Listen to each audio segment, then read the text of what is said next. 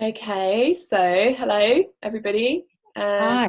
Here we are. I'm Alex Thorpe. I'm a doula in Bristol, and I'm here with Cassandra Rosa, who's also a doula, and Dominique Sakoilsky, who we're going to have a chat with about birth and some of the issues that women are facing with the current situation of coronavirus.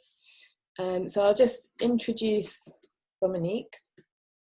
She is the author of 7 Secrets of a Joyful Birth, which is a very amazing book in which she addresses the deeper issues and gifts in the transformation that is the journey of pregnancy and birthing.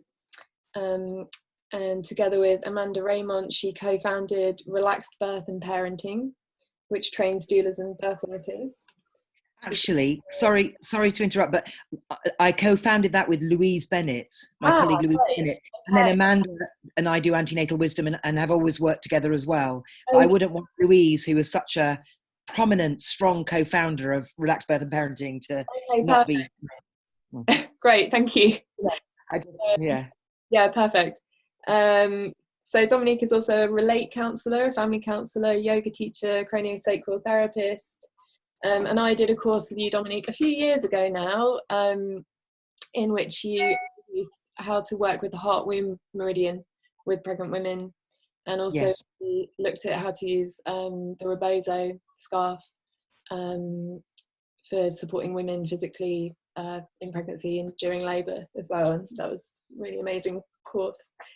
And the thing I particularly I appreciate and see in you is your gift of really working with the deep emotional and deep psychological aspects of relationship, both within oneself and with others.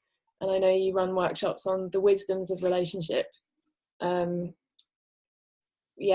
at how to nurture healthy boundaries, how to say no, how to bring our needs into relationship in a clear and balanced way, and much more, I'm sure. And today I opened your book on a page with the heading, Bringing Heart and Appreciation into Your Life. And the first sentence I read there was that pregnancy, birth and parenting are all about love. And I really admire that in you, that you really put love first in your work. And you say that it takes courage to nurture our important relationships so that love can really be the main energy at work in our lives. So I was wondering if we could start with you speaking for that, like how do we find the courage it takes to really nurture our most important relationships, first and foremost with ourselves, and perhaps especially speaking to pregnant women with the anxieties they're facing at the moment. Yeah, thank you. Hi. So thinking a bit about that, I mean, we were just talking a little bit before, and we were all acknowledging that birth is such a truly relational event. I think if you look at the hormones and the physiology, there's so much the hormones of love, the oxytocin, the relaxin. It's a lot about softening. And I also think that the relationships in themselves, whether it's relationship to self, relationship to baby, relationship to a partner if the partner is also there, relationship to extended family and community and friends, you kind of have a sense of the pregnant woman building what I would call a relational field. So a field of love and awareness. Sometimes when we talk about love, I think we can think that people are being a bit flippy floppy, flaky, hippie, whatever, whereas I would say that there's lots of different ways to gesture, extend and live from a place of love. And to me, it connects also very deeply with something around authenticity and truth. And I think never before than these times right now, must we have to kind of consider where will we rest into with that, because often we might feel that we could bring certain people or environments to our birthing or to our pregnant state that would kind of bolster up or remind us in a way of the strength and the love and allow the flow of hormones and the safety that's needed. Because when you're talking about love, most people, well, I would say every single human being is going to have had some sort of impact, through early life on their experience of feeling their own lovability, the ability to give and receive love. I mean, I just don't think you could be a human being that's got to even, 1 or 6 or 8 or 10 or 14 or 20 or whatever without having that kind of impact in some way. So there's something about really connecting with some part of ourselves which is underneath, if you like, a lot of the patterning and the impact of those difficult kind of experiences. So in some ways, I think that's about just a clarity of vision. Is it possible to own for any of us that there is a part of me within myself that is always ever present, loving and generous and safe? And then sometimes I think with birthing, we think we need to put all these things in place that kind of look after that place within us so that we don't feel that we lose it. But in truth, we could not lose it. We could not lose it. It's not possible to lose that place, but we can certainly lose relationship to it. So starting with that first primary relationship with self, I think it is about putting boundaries there against influences, you could say, or aspects of our life that might come in and maybe negate that connection to that part of us. And so I'd say whatever it is that helps someone to really, and maybe you don't know of that place yet, but definitely it's there. And maybe this is a wonderful opportunity, the dog's come to join us at this time, to, she probably knows all about this. She's a very sweet dog. Maybe it's a good time for us to know that there is that place within us. And so I think starting with just good, clear boundaries about, relational space, and not in a defensive way. I always think there's something about the resilience of vulnerability. So we need there to be vulnerability in order to find this kind of loving place within us, but at the same time, not vulnerability as victim, but in terms of power and resilience in our vulnerability, because I think nothing could be a metaphor for birth more than that. We need to be soft. The hormones educate us. They're softening. They're releasing. Oxytocin is only present in that way in a woman's body when she makes love. Well, any defensiveness in lovemaking is not going to help the process. But I don't think it's definitely not about victimhood. So it is about finding that strength. I don't know if I've answered your question, but that's some of the things that come to mind for me. That's beautiful. And it kind of leads on to a question that we were going to ask you, which is around, obviously women now are, some of them are quite uncertain about what the birth is going to look like, which is always the case. But now it's kind of heightened, that uncertainty is heightened.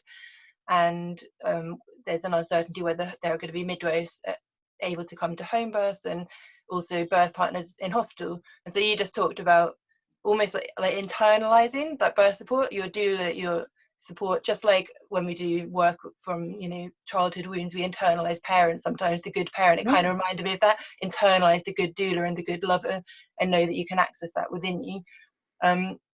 So that's really great. But also I wondered what other tools or advice you might offer to women who are facing that uncertainty of not knowing whether they'll have the birth partners they intended.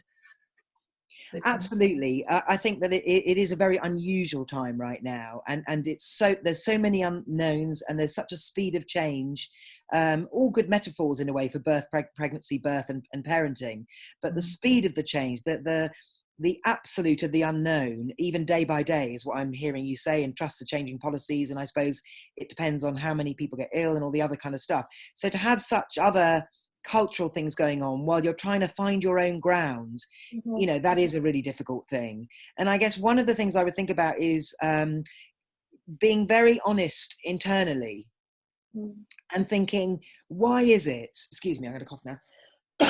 Excuse me. Why is it that I want the things that I want? For example, if I want a doula, what was the intention in that? If I wanted a home birth, what is the intention in that? And in a way, trying to sort of peel away, I want to say, agendas. Like, it's very easy for very subtle kind of things to kind of quietly come into those hopes and visions, which aren't always speaking to our sense of vulnerability and power in a way. So we might think, for example, that we need to defend ourselves in our birthing if we're any other than anywhere else than home, or that we will only be a good mum if we birth in a certain way, that somehow we have to kind of do it that way to make us feel okay in ourselves. So I suppose I would say that it's usually normal for lots of those kind of things to be going on for any of us. And I think it's really helpful just to peel them away so that actually you have nothing to prove. You have nothing to prove in your birthing. And then from there, you know, how will you go with this process? And in a way, every woman in her birth will find out, you know, as we all know here, you know, that things kind of drop away, don't they, in birthing? And I think it's a kind of process of one thing after the other gently falling away to keep coming back and finding this incredible, relentless, fierce kind of resilience within. And I think that often we don't need to kind of really walk that path in such a sort of vivid, embodied kind of way until we're actually birthing. Mm-hmm. But you could say in this instance, things are falling away all the time. And I would say, so, you know, this transitional kind of stage through the pregnancy towards the birthing, even now, you know, it's about letting yourself feel the feelings, I would say. Like, don't be afraid of the feelings themselves, you know, whether it's grief or anger or sadness or fear, you know, but don't feed them, but let them be there. Like, let's, you know, go back to, it makes me think of that Rumi poem, The Guest House, you know, when somebody, every emotion comes and knocks on the door, let's bring a chair up at the table for every bit of us. Every bit of us is needed in our birthing. Every bit of us is welcome in our birthing. Even this, at this time, is perfect, I want to say, for you in your journey at your pregnant time, you know, in your pregnancy and your birthing. And it's quite an incredible time to be pregnant, to be birthing a new being. And I would say that, you know, at risk of sounding pretty out there is real choice in that for the babies coming in, and they want you here now. Mm-hmm. So let that be a relaxation. You know, your baby can join with you with that, and think relationally with your baby. I'm a real fan of baby advocacy. You know, your baby is having an experience in this too.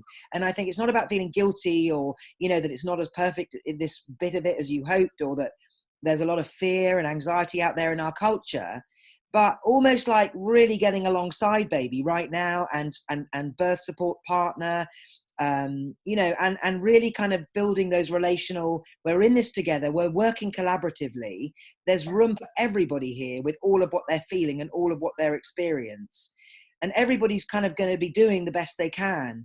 And I think it's a bit like life at the moment feels both very, very simple. I mean, I'm on lockdown at home and not going to my clinics and not busy in the way I usually would be. So my life is quite simple, and I'm doing a little bit of Skype, and I'm up in the woods a lot and that kind of thing. But at the same time as being simple, it's also quite utterly shocking, because it's really, you know, a very unknown and strange world right now. So I think keep it simple. Really come back. Don't let your mind stretch beyond the boundary of what it needs to be working out right now. You don't need to be working it all out, but it does call for really deep trust. And I think connecting to that part of you, for me, it would be a spiritual connection, but somebody else might, you know, we could all name that maybe in a different way. It might be with the earth. It might be just in the love of family, you know, in the momentum of time, whatever it is that is that resilience or that resource that is beyond your own personal kind of emotional presentation in a way, and connecting with something bigger, I think is very, very powerful and very important. But I suppose I would ultimately, I'm saying, don't put pressure on yourself. Don't go into fear just because it's changing. Thank you so much. Yeah. I'm looking at time. Yes, we did. We did talk about doing a little bit of a heart womb meditation. I mean, I don't know whether you have anything else that you want to ask before we could go into that if you wanted. Yeah, just to respond to what you just said, I just wanted to say thank you. I could literally feel my nervous system relaxing as you're talking, and just this, yeah, it's true. In some way, we're all co-creating this reality, right? And rather than resisting, to just fully be open to and soften to what the reality is for each of us right now. And there's just such a power in that. Yeah, so thank you. Such a power in that, and it feels like to me, let's not just consider ourselves to be victim in this, though of course there is a lot of suffering, and I absolutely acknowledge that. But let there be room for the medicine, however it is that we're taking it, and let us stay connected to ourselves and each other in that medicine. Yeah, Thank you. Thank you so much. Okay, so shall we go on and do a little meditation? I wanted to ask one quick question, which, and Of course. just to say again, I think you're speaking to absolutely all of us in what you're saying, not just pregnant women, and there's wisdom for every single one of us, a lot of wisdom in what you're saying. But I just wanted to mention that doulas in particular are feeling quite confused about how to maintain their relationships with women in a good way. And it's a big shift for a lot of people to think about going online.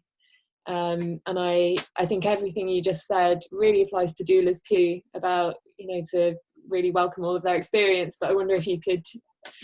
Well, I just think that doulas are probably, a good doula is a very relational being.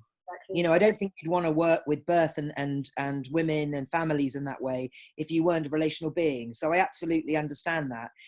It wouldn't really be my absolute preference to be working with clients on Skype. I'm a body worker or a therapist that likes to be hands-on, or at least face-to-face. So I absolutely get that. And I think it's very strange times. And in a way, you could say it calls the doula to work just as the birthing woman, to where things suddenly shift and suddenly change, because birth does that all the time. So, it can suddenly shift, and there's more than one person in that journey. Of course, there's the baby as well. And sometimes the baby makes a different decision or gets into a slightly unusual position or whatever it does. It's also collaboratively, making that experience. And I suppose it just asks the doula to not go into fear, not to go into less than, feel the sadness and the disappointment if you're not able to see your clients face to face, because that is a loss. We can't get away from that. But at the same time, finding ways to join and being creative in that way, and finding ways to kind of really connect with whatever it is that is your passion in this journey through birth. And how might you still find a way to live and breathe and kind of gift that passion to the world in a way? So it is challenging times, and I really get that. And I really feel a lot for that, for all the doulas and the midwives. Obviously the midwives are out there working anyway, but I guess it's not clear necessarily for the doulas. And that's hard, isn't it? And it's hard when you've worked hard to to make an identity and to create something, and then actually that feels like that could be is taken away in a moment because of changing circumstances, at least for this period at the moment. Yeah, it's just kind of getting us all to be very creative, I think, with this. So lots of beautiful things are going to be born from this process as well. But yeah, it's a mixed bag. Yeah, absolutely, because also there is already, and there will be, suffering as well, and that's I wouldn't want to skip over that experience too, because that's hard, but it's about that resilience alongside that even. Yeah And I think doulas, all love to the doulas and the women. I was going to say, doulas know very well how important it is to take their own ego out of the process when they're supporting to prepare and to give, and so this provides another opportunity for that, actually, to not be attached. It does. And another opportunity for, you could say, the pregnant birthing woman to not outsource any bit of herself. Exactly. And to really know that she does have within her whatever it is that she needs to meet this experience in whatever way it shows. But it's kind of like the journey, and I know we need to move on to the meditation, but it reminds me in Lithuania how this beautiful midwives there were telling me that when a woman labours, they always think that she swims across this very wide big river, and when she gets to the other side, the other side of her labour, she's totally changed. She's really kind of that journey in itself. So it's kind of like, embrace the journey. I'm a real fan that you don't wake up and birth one day. You're moving towards that moment probably all through your life, and then so in a way, allow that process, trust that process, kind of have faith in that movement as well. It gave me the shivers. Yeah, thank you so much, Dominique. And if you'd like to share a meditation with us, we will gratefully do that. Thank you. So this is a meditation for all women, and but pregnant women might find it particularly useful. So let's just find a comfortable space, and I want you just to close your eyes, and perhaps you're going to put a little bit of support behind your back and just kind of move around a little bit through your pelvis so you can feel like your pelvis can feel nice and relaxed and supported from underneath, whether that's on the bed or the chair or the floor. And let's just quietly kind of come to our breath. So letting that in-breath come in and really receiving the invitation of the out-breath to kind of settle a bit within ourselves, and maybe just take a moment to notice what's there, how you're feeling. And I would like to share with you the heart-womb meridian meditation that was taught to me by a Bristol woman called Nicola Pooley, a beautiful shiatsu teacher, among other things. And I think it was about 22 years ago, actually, just after my third child was born. And she came and taught a little workshop around the heart-womb meridian. And she said she found out about this meridian in old herbal text and old shiatsu text. And it connects with a real global kind of knowing with wise women across the world that know that the womb is actually the woman's second heart. It's like her other heart. You know, we have this heart in our chest here, and we have this beautiful other heart that is our womb.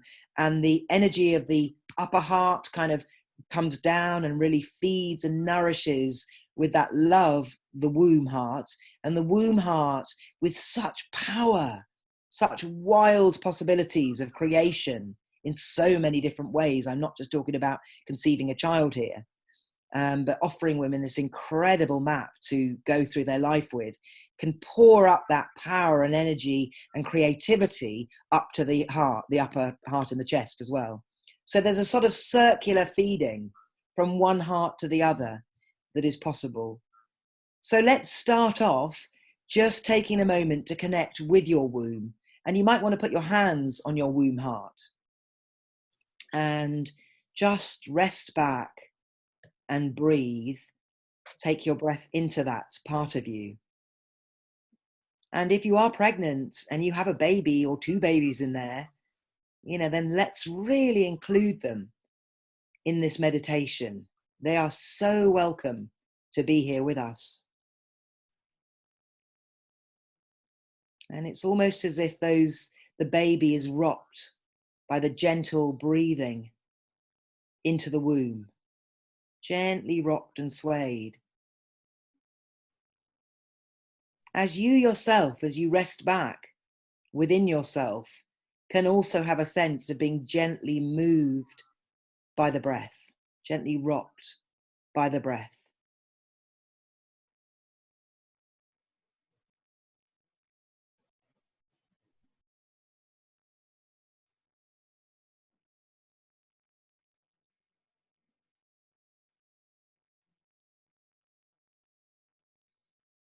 The womb is probably one of the most intelligent parts of a woman's body, alongside, you know, heart and brain and gut. But it's another anatomical kind of place, if you like, in the map of a woman that is supersonically intelligent in a way that we just can't know the fullness of. So let's really honor that place in us as women and stay with the breathing into the womb, the expansion and the gently resting back, and the expansion and the contraction and the rhythm of that breath in that place.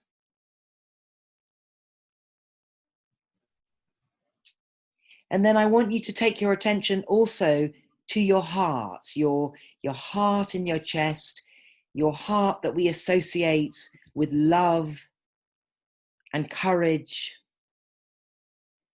and discernment, and the possibility of absolute unconditional regard and knowing. And again, the rocking in the chest, the breath in the heart, the rhythm of the heartbeat.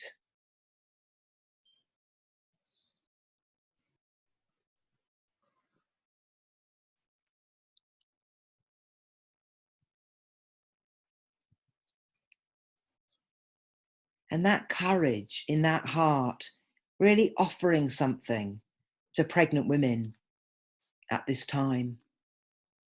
And then I want us to begin to visualize this kind of connection, a strong connection or meridian that runs from the heart to your womb and from your womb back up to your heart. And it might be difficult to imagine such a flow, or it might be easy to imagine or sense in one direction, but not so easy in the other. But that's okay too.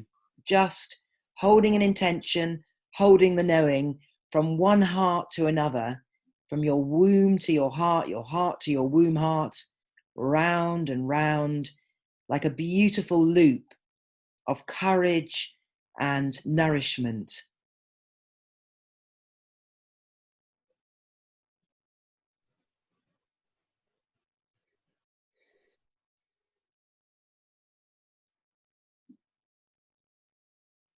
And all the babies in all the pregnant women being just sort of absolutely bathed and marinated in this beautiful heart connection.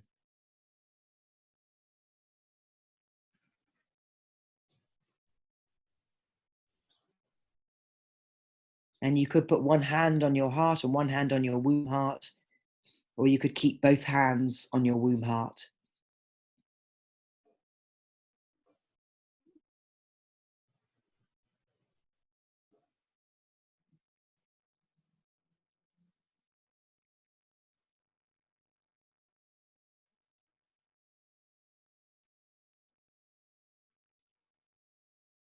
So remember this place, remember this connection, come back to it whenever you need. It only takes a moment, one hand on heart, one hand on womb heart, just a moment of recognition could open up literally sort of a vast alchemical kind of space, I want to say, which really nurtures us and nurtures the relational field around us. This is available to you all the time.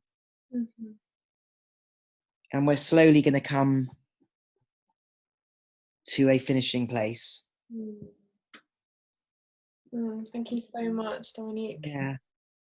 It's really lovely to hang out with you. Blessed are the women of Bristol that have you helping them in on their journey and walking alongside them, for sure. It really heartens me. Thank you. Thank you. Yeah. Thank you for that reminder of the connection that is infinitely accessible to all of us. At all times, absolutely. And yeah. It makes me think of Melissa, the essential oil Melissa, or the plant lemon balm is the plant that really nurtures that connection. And the sound ma, which is like the root sound, the seed sound. But maing, you know, in many, many years, I used to run antenatal yoga classes, and we would all ma every week together. And ma strengthens that heart-womb connection. So just to put that out there for everybody as well. Ma. So I leave you in peace. Okay. Thank you very much. Enjoy the rest of your day. Yeah, blessings. Thank you. You too. Thank you. Lots of love to everybody. Bye. Bye for now. Bye everyone. Bye.